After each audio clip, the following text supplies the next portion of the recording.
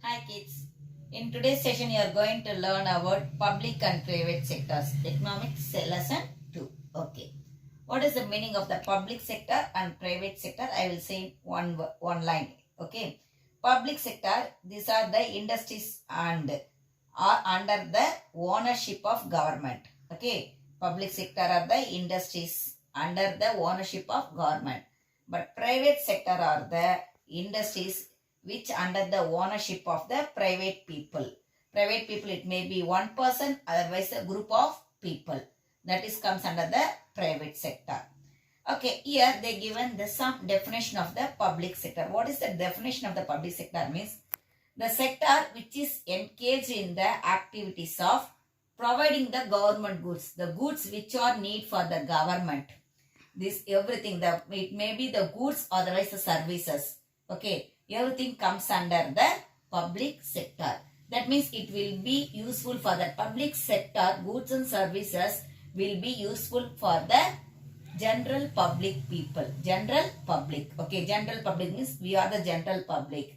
When you are moving to the government school, whether anyone is annoying you there, no, not at all. They are giving you the admission. They are not saying anything there. Everybody will get the admission. As it is, when you are moving to the government hospital, they will treat only you. Okay, they won't ask any money. They won't charge for that one. But when you are moving to the private hospital, definitely you should charge for that. That means the what are the things, the activities it provided by the government is known as the public sectors.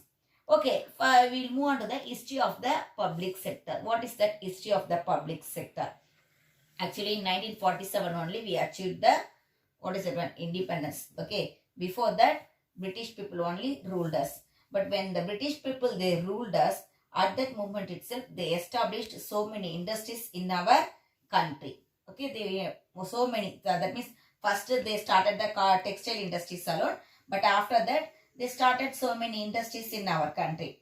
18 Indian ordnance factories in the country which the British had established for their own economic interest. Okay, for their economic interest alone they started. That means they want to develop their economic. The British people, they want to develop their economic. For that purpose they started the 18 Indian ordnance factories in India.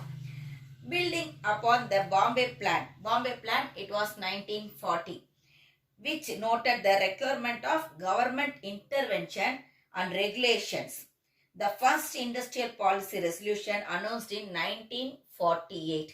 After we got the independence, we announced the industrial revolution policy in the 1948, and it laid down the broad contours on of the strategy of industrial development. For the industrial development alone, we started the industrial policy of 1948, and also the Industrial Act, it came into force from the 1951. Before that itself, in 1950, we started the Planning Commission. From Russia alone, we started that one. Okay, Soviet Russia alone, we started that one. Actually, they only followed that 5-year plan, that Planning Commission. They only had the same like that only. We also started the Planning Commission in 1950. 5 years once they will plan that what are the things they should do for our country within that 5 year. Like that only they started. It was started in 1950. First it was started only for the develop the agriculture. And afterwards, when that means a second 5-year plan, when they started in 1956 to 60, in that plan alone, they want to develop the industries in our country to eradicate the unemployment, and to create the employment opportunities. Here in this one, Dr. V. Krishnamurthy, he is known as the father of the public sector undertakings in India. Father of the public sector undertakings in India, Dr. V. Krishnamurthy. And also Professor Mahalanobis was instrumental to its formulation, which was subsequently termed the Friedman-Mahalanobis model. Friedman-Mahalanobis model, it is that 5-year plan only, it came under like that. Okay, okay. Jawaharlal Nehru alone, he only first introduced this 5-year plan, as well as Jawaharlal Nehru introduced the mixed economy. Mixed economy means both the private sector and public sector would coexist. That means in our country, we are having the government schools as well as the private schools. Okay, government transport as well as the private transport, and government hospitals as well as the private hospitals. This one is known as the mixed economy. The industrial policy of 1991, it introduced the foreign direct investment in India. Okay, foreign direct investment in India. It was introduced by the industrial policy of 1991. So our public sector units, private sector enterprises and multinational corporations coexisting in the Indian economy of the foreign country. Objectives of the public sector. What are the objectives of the public sector?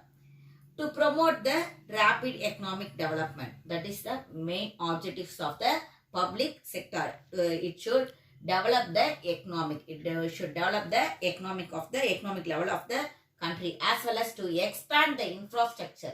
Expanding the infrastructure means we are building so many bridges. We are laying the roads in the longest manner, that means the lengthiest manner and broadest one, isn't it? That everything comes under the infrastructure alone. That means we are modifying our country.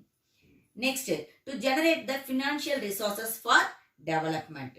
To promote the redistribution of income and wealth. To promoting the redistribution of the income as well as the wealth among the people. To create employment opportunities. How they will create the employment opportunities? By launching so many industries alone, they can able to create the employment opportunities. To promote balanced rational growth. To increase the development of the small scale as well as the ancillary industries. To accelerate export promotion and also the import the substitution. Okay, now we will know, you are going to know about the what are the public sector organizations. Okay,